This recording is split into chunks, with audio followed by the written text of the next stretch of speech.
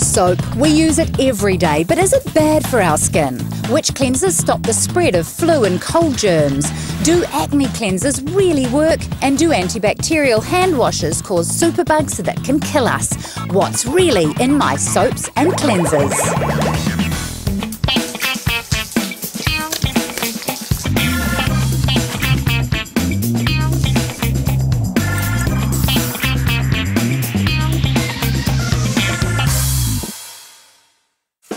Look at the range of soaps and cleansers available. There are 60 different types of soaps alone on these shelves and another 40 cleansers for sensitive skin, oily skin, dry skin. But do we need all these products, and do they do what they claim? What do you use to wash with? Just soap or body wash. Body lotion. Just normal soap. The body wash. So is it a solid or a liquid? Solid. Liquid. And or solid. Yeah. We spend $28 million a year on solid soaps and another $43 million on hand washes and body washes. So what exactly is in our cleansing products? Let's start with soap. Humans have made soap for thousands of years, and for most of the time it's been done by mixing animal fat with the ashes from a fire. These days, soap makers use animal or plant fat, and instead of ashes, they use sodium hydroxide, also known as caustic soda. The sodium hydroxide reacts with the fat and makes soap, eventually. Sodium hydroxide is highly toxic, but soap making neutralises its harmful effects. If you're wondering how soap works, soap molecules have a kind of split personality. The head end loves water and attaches to water molecules, while the tail end hates water but loves fat, oil and dirt. During washing, soap molecules cluster together, trapping oil and dirt inside. The water-friendly end stays on the outside of the cluster, enabling the fat and dirt to be washed away. So soap is good at washing away oil, but is that desirable when it's a major component of our skin? The top layer of our skin consists of dead cells mixed with fats. This protective layer keeps toxins and bacteria out and moisture in. So what does soap do to those fats in our skin? Washing with soap removes the fatty part of the moisturising layer and dries our skin out more. So after thousands of years of never washing our skin, we're now using soap at least once a day, and some of us are developing skin problems. You can end up with irritated, damaged, red, itchy, stingy skin. People with naturally oily skin can wash more frequently than people with dry skin, but there are no hard and fast rules about how often we should wash with soap. The smell that we're trying to wash off comes from the armpits, groin, and smelly feet. So perhaps soap should be confined to those areas. Not only can it be drying, but soap can continue to damage the skin after you thought you'd rinsed it off. Soaps don't wash off very well, and so a little bit of soap is still sitting on the skin surface and continuing to cause its damage. Soap left behind can disturb the correct pH balance of our skin that is vital for its barrier function. If you destroy that pH, the skin barrier function doesn't work properly. So if you're worried about these kinds of skin problems, look for soaps that are pH balanced. And later on I find some liquid soaps that are even more skin friendly. We always had our backs scrubbed with a scrubbing brush. Oh yes, definitely. My God, it was rough, it was hard. When you come out, you were glowing, you were pink, you know. I'll tell you the other soap there was that come in, and that was palm olive.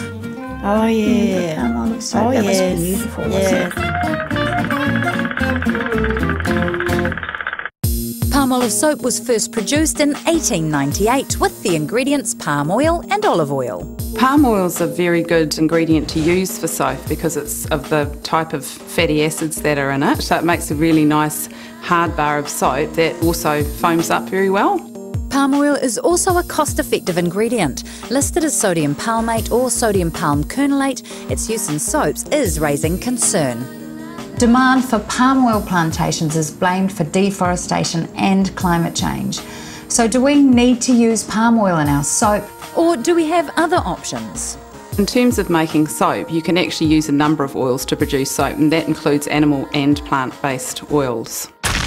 Even in soap technology, necessity is the mother of invention. During World War II, a shortage of soap ingredients and a need for soaps that could be used in salt water led to the development of synthetic detergents.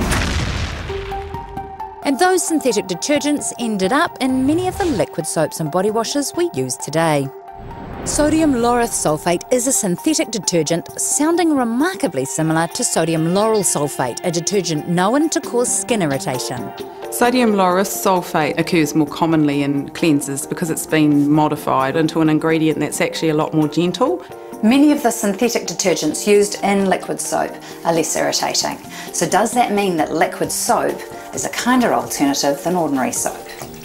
One of the advantages of the synthetic detergents is that they wash off properly. So even if they are removing oil, they're only doing it for the few minutes that they're in contact with the skin. Some research also shows that synthetic detergents with a pH closer to that of skin cause less damage. They still can remove the dirt without destroying the barrier function of the skin. Okay, so liquid soaps are sounding pretty good, but be aware that some of them do contain preservatives to give them a longer shelf life. A lot of people like the idea of preservative-free products, but preservatives are absolutely vital in commercial products, they really are.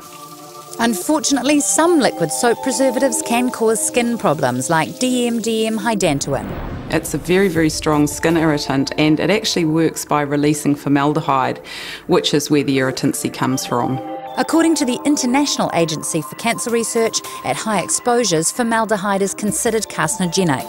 However, the amount released by DMDM-hydantoin in liquid soap is nowhere near the cancer-causing level, but it may cause irritation. People that have sensitive skin can potentially have reactions to it, and that is even if it's being used in a product that's washed off.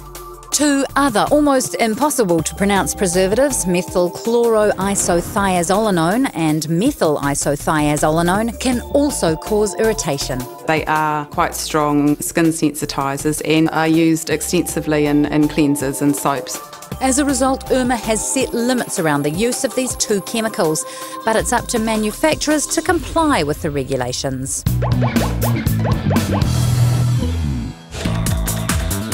Having looked at normal soaps and liquid soaps, which is better to clean my skin with? Well, if you have normal skin, use soap. Cheap, readily available, lasts a long time, cleans your skin effectively. But if you have sensitive skin, use a synthetic cleanser, either in a bar form or a liquid form, and better still if it's got added moisturisers. What about soaking in a bubble bath? My kids love them. And I'm rather partial to them too. Bubble bath is special occasions only because bubble bath contains very strong detergents and will strip the skin of the natural oils and protective cells. And you're sitting in it for minutes or hours. Clearly that's doing more than just cleaning off the dirt that happens in the first few minutes. It's undesirable. Particularly for children with sensitive skin. Coming up, is ordinary soap more effective than antibacterial hand wash? And what hand wash is best for stopping the spread of flu germs? I'm continuing my investigation into soaps and cleansers, and I'm keen to find out whether simply washing with soap can stop the spread of germs. I've asked the kids here at Oratia District School to help me demonstrate how easily germs spread and why good hand washing technique is so important. I put a secret substance on my hands and the spool to see how far germs can spread.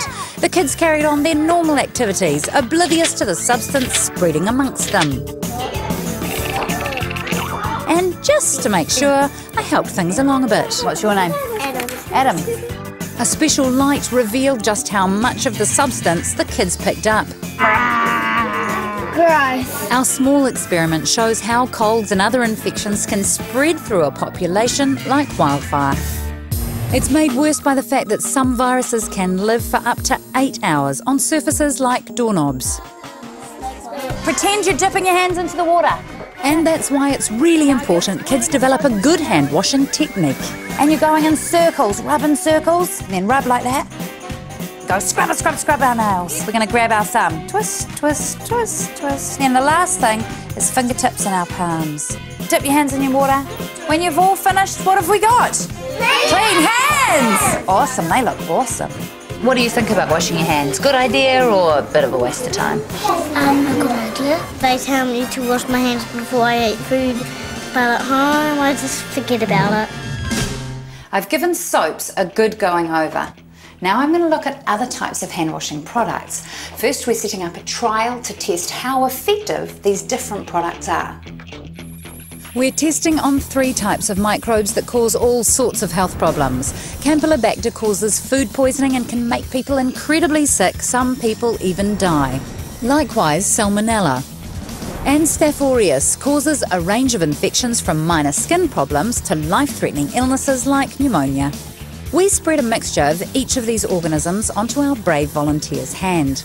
And after each application, he washes with one of the hand cleansers, a bar of soap, an ordinary hand wash, an antibacterial hand wash, a hand sanitizer that doesn't need water, and finally, plain warm water. When we come back later to find out the results, you'll be surprised which product performed the best. Dr. Joanna Kerman specialises in infectious diseases, so she's the perfect person to advise us on other hand washing products like the antibacterial cleansers used instead of soap when we're washing with water. Antibacterial soap will have an agent in it that fights bacteria. Triclosan is the most commonly used antibacterial agent that you'll find in a lot of soaps. You can find it even in your toothpaste. But there are some concerns around its use. In the US, the FDA is re-evaluating triclosan. There's concern that it can build up in the environment and interfere with reproduction in animals, not to mention triclosan's potential impact on our health and the threat of antibacterial resistance.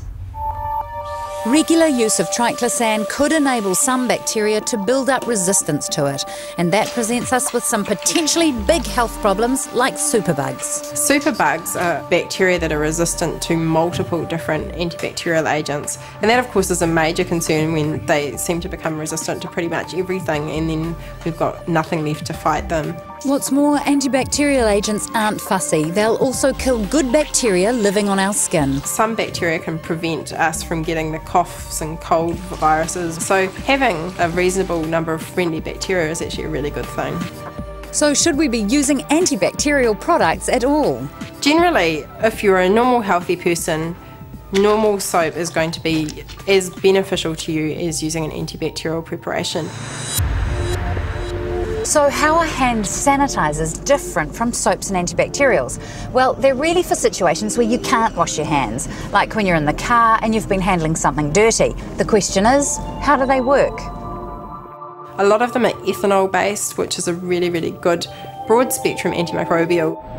Ethanol is a type of alcohol. It kills the bugs and then evaporates, so it doesn't stay on the skin, causing damage. There's no major downside to actually using a hand sanitizer other than the fact it's not actually going to clean away the dirt. But on the plus side, hand sanitizers are more effective against viral infections than antibacterial hand washes. During a flu pandemic, for example, they're a great way to try and prevent getting influenza. Time to get the results on the hand wash trial and find out which product performed the best. All products killed the Campylobacter bacteria, including the ordinary bar of soap and washing with just warm water. None of the products tested killed the Salmonella, not even the hand sanitizer. Both hand wash products and plain warm water dealt to the staph bugs. Bar soap allowed some to survive, but the hand sanitizer didn't perform well. So what did we learn from our trial of hand washing products? Well, warm water was reasonably effective, the hand sanitizer on its own wasn't, and ordinary soap was as good as an antibacterial hand wash. So what does the industry have to say in response to us finding that the antibacterial performed no better than ordinary soap? There's good evidence where antibacterial soaps do work and have a higher level of efficacy over traditional soaps. And what about the hand sanitizer being the least effective? Hand sanitizers are an alternate to good hand washing, but not a replacement of good hand washing. Coming up, we investigate a potentially serious problem with some exfoliants. That's the stuff that we're potentially just washing down the drain. And do acne products actually work? I didn't have much hope for the big one. Okay, so I'm sorted when it comes to washing my hands and body, but what about my face? It's the most exposed and obvious part of our body, so many of us are particular about how we wash it. Clinique. A tea tree oil face wash. Ooh, la la. Face, scrub. Exfoliant? Exfoliate, that's the one. What about your face? I use a special product for that. So what makes a facial cleanser different to soap or body wash? Facial washes tend to have less of the sort of more aggressive ingredients in them and more ingredients that offer nourishing qualities to help the skin sort of retain moisture and not dry out. These include glycerin, plant and mineral oils, silicons, waxes and butters, ingredients widely used in cosmetics and toiletries, generally with no health concerns. But one range of facial cleansers that have some associated health risks are those aimed at curing or at least reducing pimples and acne. Look at that. Pimples occur because skin pores produce oil which mixes with dead skin cells to block the pores. But there's another factor in acne. A particular bacterium thrives in the oily environment, causing inflammation. Some ingredients in acne products deal to the bacteria and inflammation, while others act on the blockages. Salicylic acid is designed to unplug. It's an acid that loosens the skin cells, which allows the dead skin to be washed away, clearing blocked pores. However, in removing the outer layer of skin, there's more potential for sun damage. And if used in too high a concentration, it can cause peeling. While salicylic acid unblocks pores, other chemicals deal to the bacteria and inflammation which cause acne, like benzoyl peroxide. Benzoyl peroxide is an effective anti-acne ingredient, there's no question about that. It does tend to be quite aggressive. And that's led to a degree of caution around people's use of antibacterial ingredients. They are not always very well tolerated. In strong enough concentration, they can irritate and cause eczema in probably about 20% of the population. IRMA lists it as a sensitizer and it can cause irritation. Also, it can bleach hair and clothes. But do acne products actually work?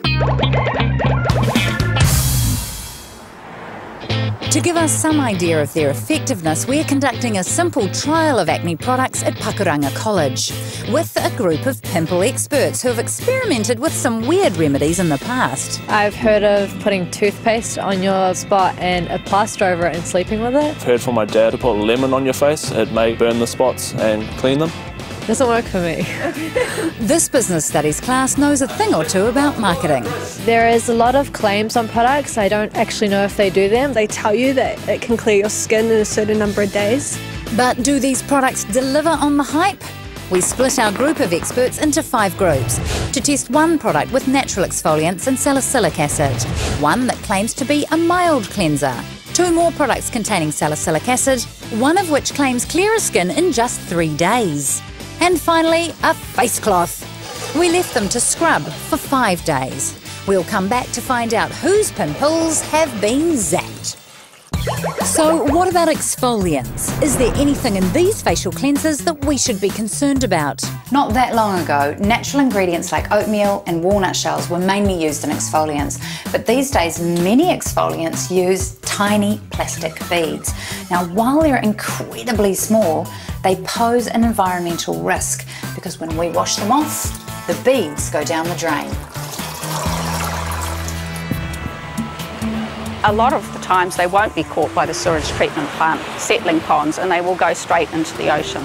Marine biologist Mary Sewell's investigating the impact of microplastics in cleansers. Well, the problem is that this plastic can be eaten by lots of really small animals that are in the water. So the plastic will move up the food chain as a bigger fish eats a small fish with plastic in its gut, and so it goes on. It's cumulative? Yep. Scientists have found microplastics in seals in the subantarctic, far from human habitation.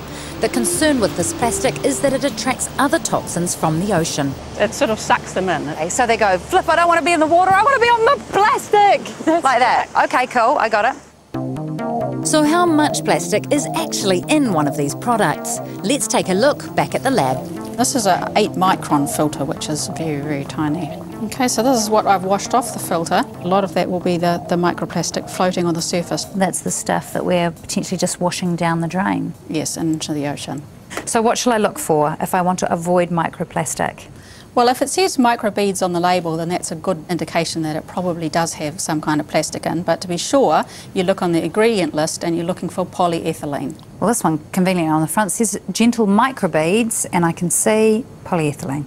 Oh no, this is my favourite, the blackhead clearing scrub with natural sea salt, making it very ocean-like, except for the polyethylene. Mm-hmm. Is the industry concerned about the use of microbeads in cleansers? There is no scientific data that establishes either a health risk or an environmental risk from the use of microbeads. So what options do we have if we want an exfoliant without polyethylene? Well, you could look for products that don't contain the polyethylene plastic, that have got apricot or walnut or oatmeal. Or you could just use a flannel or body gloves and just wash your face that way. Back at Pakuranga College, how have our acne products gone? First up, the products without salicylic acid. The face cloth claims a gentle massaging effect. It's different from others I used before, and I like it very much. And the mild cleansing gel? It was really soft on my skin, but it didn't do anything. Would have liked to see some pimples go away, but nothing happened. So how about the products that did contain salicylic acid? The Clean and Clear claims to help fight pimples fast. Any action? It did most of them, but I didn't have much hope for the big one. The Clearasil claimed to get to work instantly, but from our sample the results weren't spectacular.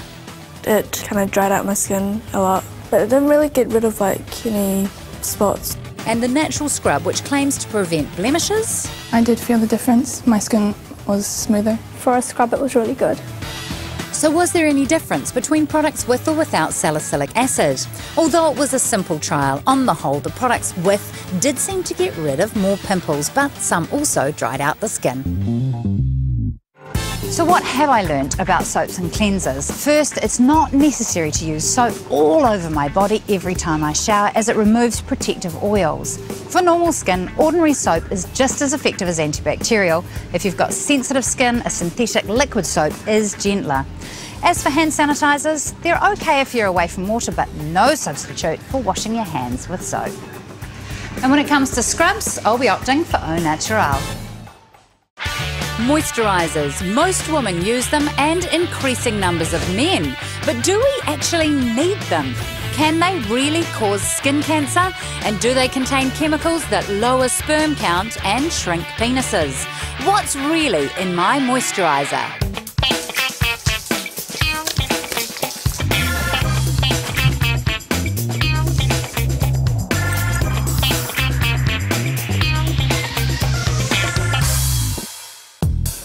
We spend $100 million a year on moisturisers. They're one of the most commonly used cosmetic products. I don't know many women who don't use it, and most of us on a daily basis. But what's actually in moisturiser and what's it doing for us? Moisturisers is the name given to products which increase the water content in the skin. Sounds simple enough, but it does get more complicated. First though, I want to understand how moisturisers work, so I have to understand the problem: dry skin. The normal water content of the skin is only 10 to 20%. If our skin's moisture content drops below that, it feels dry. Changes in that are determined by external factors: how dry is it, how windy is it, by internal factors, so our ability to retain water in the skin. How well our skin holds water in depends on the skin barrier, which is made up of 3 important components. The first is the uppermost layer of densely packed dead skin cells. New skin cells are produced at the base of the epidermis. As they move up, they die, flatten out like roof tiles, creating a solid barrier. In between is a mixture of fats and water-loving chemicals called the natural moisturising factor. Finally, a layer of oily sebum seals the barrier that stops water escaping. Anything that disrupts this barrier can cause dry skin. Moisturisers are a popular and easy fix. These days there's hundreds to choose from. It's a pretty crowded market, which is why the marketers have their sights set on our men. But what do men know about moisturising? I'm here in the very heart of Kiwi blokedom, Eden Park, to put moisturisers to the test. It's going to take hard graft to get this place ready for the World Cup next year. So what better place to find man skin in need of a little TLC? We've asked 8 hard-working blokes to put 4 moisturisers to the test and tell us which one they liked best. None of these guys currently use a moisturiser. No, I've never used me like, don't intend to either. No, I certainly wouldn't buy a moisturiser. The ladies love it, but the guys think you're gay. Although they deny it, many get started in the habit by pilfering it from the women around them. I've never used my wife's moisturiser, no, definitely not. We've slipped a popular women's brand in amongst the men's products in our experiment. After all, the only difference between men and women's moisturisers is the fragrance. The basic ingredients of any moisturiser are always the same. First, there are the humectants. Humectants are the equivalent of our skin's natural moisturising factors. They are chemicals that attract water to themselves and hold on to it. The dead, dry layer of the surface of the skin is above a lower, live, wet layer of skin, and the humectants actually pull water up from that lower layer and hydrate the upper layer, which makes the skin feel better. There are no serious health concerns with these types of ingredients. In fact, they're often identical to our own natural moisturising factors. Urea, glycerin and ceramides are good examples. Moisturisers also seal water in with occlusives. These are oils or fats that work the same way as our skin's natural oil or sebum. And these chemicals actually form a barrier. They're a sort of waxy barrier on the surface of the skin that stops you losing water. Common ones are plant oils and their synthetic relatives, petrolatum and mineral oils. Occlusives can clog pores, and there is some concern about contaminants in mineral oil. More on that later. Finally, moisturisers contain ingredients called emollients. And these are molecules that are fatty type molecules, and they go into the skin and just make it feel better because it feels softer. Common types are lanolin and cocoa or shea butter. Altogether, these ingredients work to soothe and soften our skin and keep our own natural moisture in, but the effect is strictly temporary. Generally, they take 15 minutes to half an hour to start having an effect, and the effect probably only lasts between 2 and 4 hours before it wears off. 4 hours isn't very long, but many of us are used to putting moisturiser on several times a day. That's okay, isn't it? Or is it? One of the difficulties is if you put a moisturiser on, your skin produces less natural moisturising factors. So it wears off more quickly. So what do? You put some more moisturiser on. So you actually become dependent, almost addicted to having a moisturiser on your skin. So according to some experts, our skin's better off left to its own devices, at least when we're young. But that changes as we age. From the age of 50 onwards, though, our barrier function starts to diminish. There's less natural moisturising factors in the skin, there's less sebum being produced, our skin starts to dry out. And that's the time to start using moisturisers, is from 50 onwards. They definitely have a benefit. But prior to that, they probably don't do very much. So if most of us don't actually need moisturiser, how come we buy so much of it? And how have marketers convinced us to pay hundreds of dollars for it? You could call it a hype premium, but marketers say what you're actually buying is not mere moisturiser, but a dream in a bottle. Here we have Kate Winslet. So what does Kate Winslet mean to you? I guess Kate is somebody who's successful at what she does. She's a mum, she's friendly, got a great smile. She's on top of her game. Perfect. This is an essence of a certain archetype of womanhood. We're taking this, we're attaching it to a brand, we're putting it in a little package. And you can take a little bit of that, put it on the cheek, and instant Kate Winslet. Celebrity endorsements are just one way to get us to shell out for a premium product. Clever marketing also convinces us to pay huge sums for tiny amounts of moisturiser. Well, the first thing we see is a large gold top, and the gold indicates precious and unusual. They're also made of very heavy glass, which has got a feel to it in a way that a plastic package can't possibly convey. I noticed though it's also quite small and expensive. These are both retail for about $100, $100. But you get what you pay for, and that's the association. Is that true though? Do we really get what we pay for? In some sense we do. It may not be true in terms of the product that's in there, but in terms of what we feel about the product, how we feel about ourselves when we use it, Yes, we get more pleasure from an expensive product than from a cheap product. I have got a product that I paid a fortune for, and when I put it on, I feel like I'm just giving my face love. Which is exactly the point. Expensive products are probably no better at moisturising than the budget version. But moisturising has always been as much about our perceptions as our budget. Back to our moisturising males, let's find out what they think of moisturiser A at $60, the most expensive one in our test. Had a bad smell and it was also hard to rub in.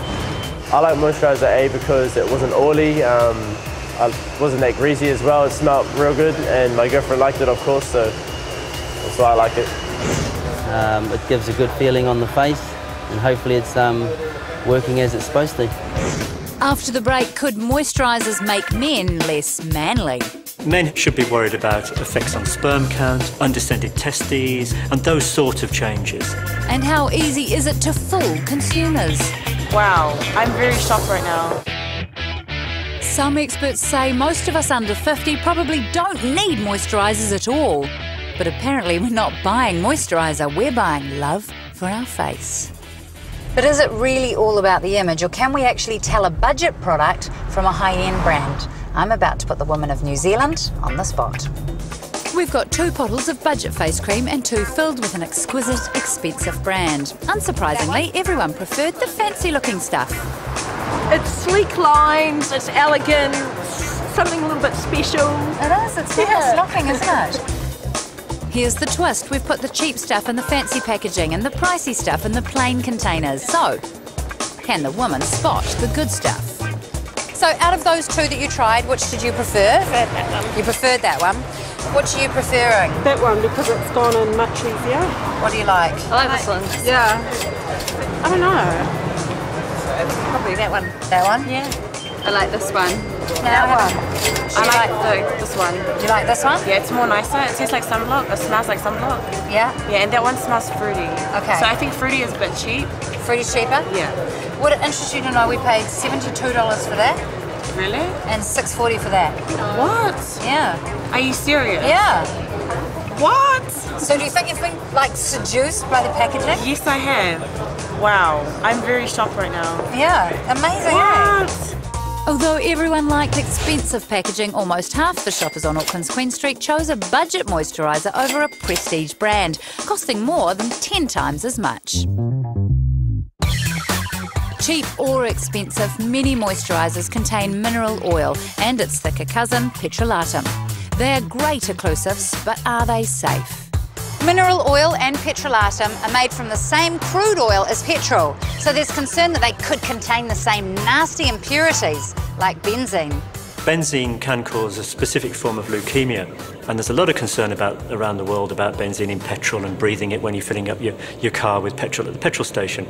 But cosmetic-grade oils are much, much more highly refined than petrol. The amounts of benzene in petrolatum are very, very tiny, and I personally don't see any problem. Most experts say mineral oil is safe and effective, but what about another common synthetic ingredient? Parabens are a group of chemical preservatives used in many moisturisers. Parabens are used in moisturisers because moisturisers provide a wonderful environment for bacteria and fungi to grow, and parabens stop that happening. Luckily, the most commonly used one is also the safest. The most common one that's used in cosmetics is methylparaben, and there's very little concern about health issues relating to methylparaben.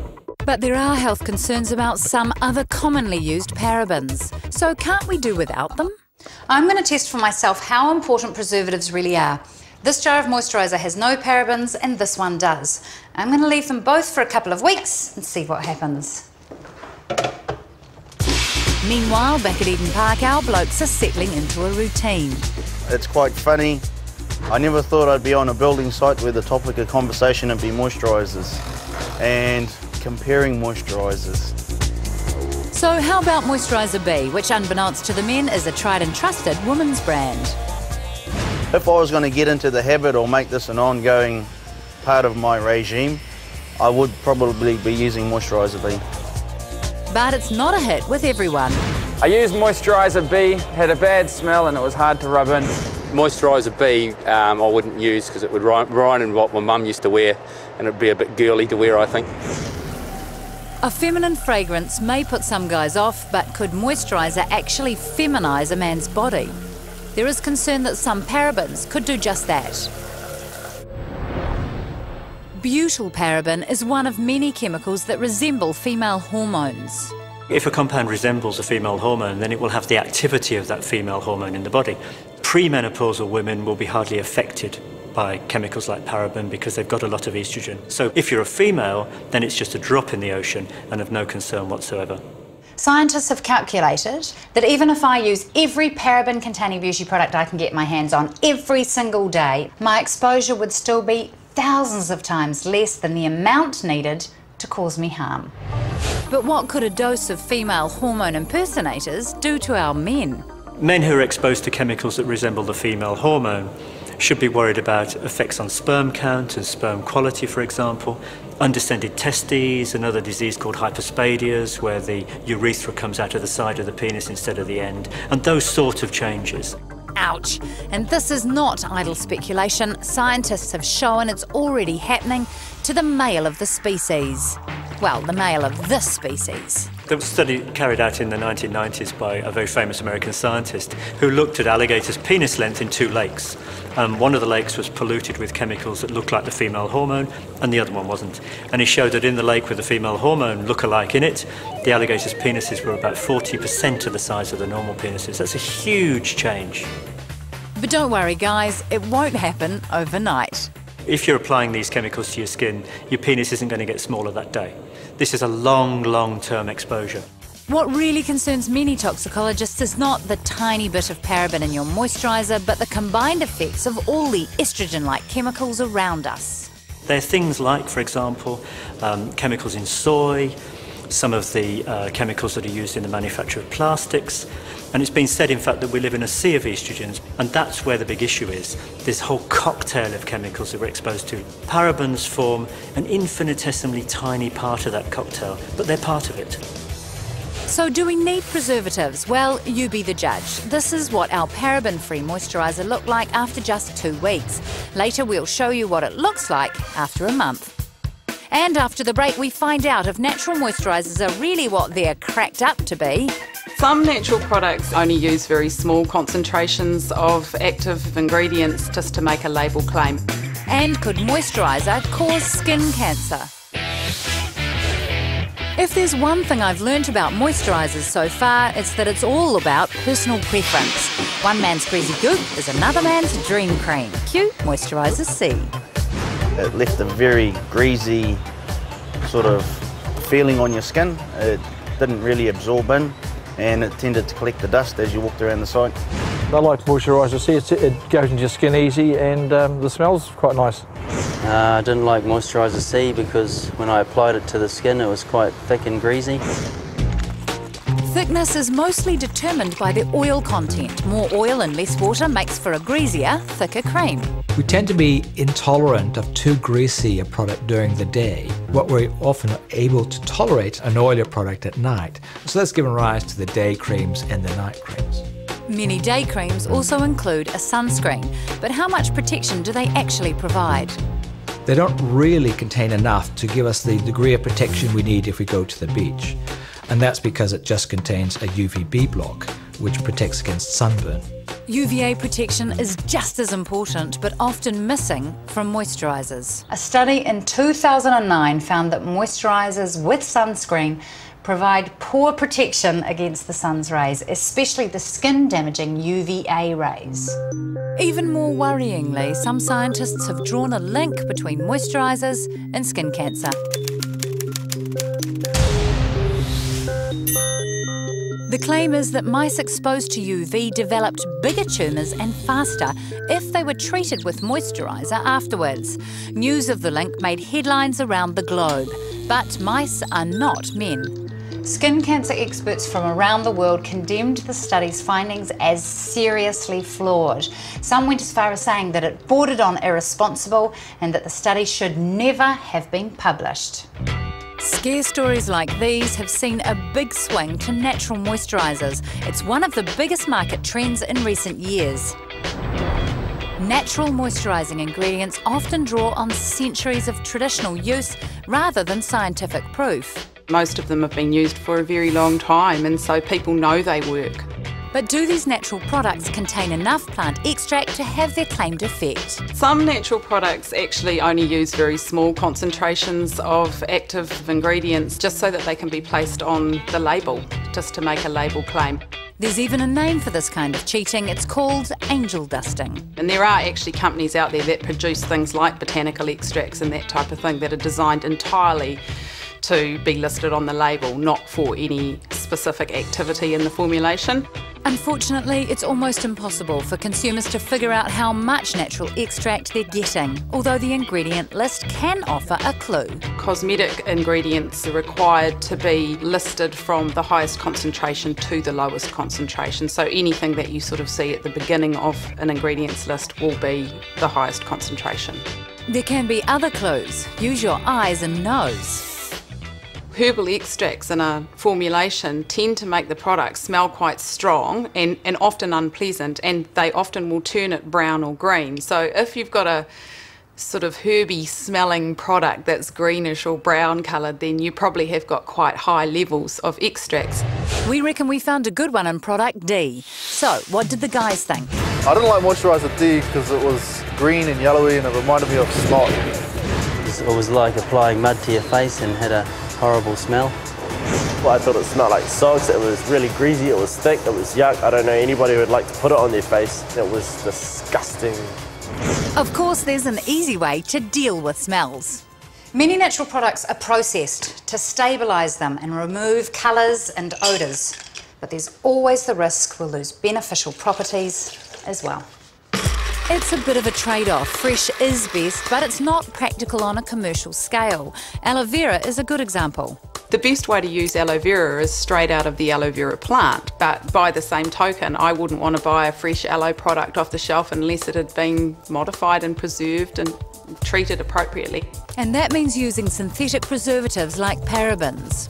A lot of people are very anti-preservatives, and that's through lack of education, because preservatives are vital. I would never use a product that didn't have preservative in it. Let's take a look at our 2 moisturisers after 1 month. Well, the one with parabens is fine, but the one without, goodness only knows what's growing in there. Fair to say, I won't be putting it on my face. There's just one last thing left to do. Time to find out if we've converted the male of the species. Our construction workers have been moisturising for a month. It's time to find out what they were using and who liked what. All right, anyone here like A? Yep. You 3 liked A? A is Lab Series, about $60 a tube, so our most expensive one in the experiment. Is that something you think you'd pay to feed your face? Probably not. Nah. Probably not. Nah. Anyone here like B? Did any of you boys like B? Yep, okay, you ready? It was Olay. It's a girl's moisturiser. But that's okay. That's okay, because it turns out boys and girls both have skin. Would you keep using it? No. No? Not for you? Not for me. Yeah. Good on you. How about C? Anyone here like C? Yeah. Yes. All right. Okay, moisturiser C is Nivea for men. Pretty reasonably priced. Cheapest in this experiment. Okay, anyone like D? No. No, D? No? What was wrong with it? Smelled like socks. It was yuck. Makes me want to try it. What is it? What is it? Trilogy for men. So our only New Zealand made brand, about $37 for the pot. Not a favourite today. Now, you young man haven't put your hand up. No, I didn't like any of them. No? Moisturiser not for you? Not a fan of rubbing cream on my face, basically. So Lab Series won the most converts, but not at that price. Not one of our blokes would spend more than $15 on a moisturiser. And the very herbal Trilogy lost out big time. So what have I learnt about moisturisers? Well, men may have some concerns over estrogen-like parabens, but moisturisers are just a tiny part of the cocktail of estrogens all around us. Most of us probably don't need moisturisers nearly as much as we use them. If we do have a problem with dry skin, then there's no need to get a more expensive product over a budget one, except for the way it makes you feel. I feel pretty, oh so pretty. I feel pretty and witty and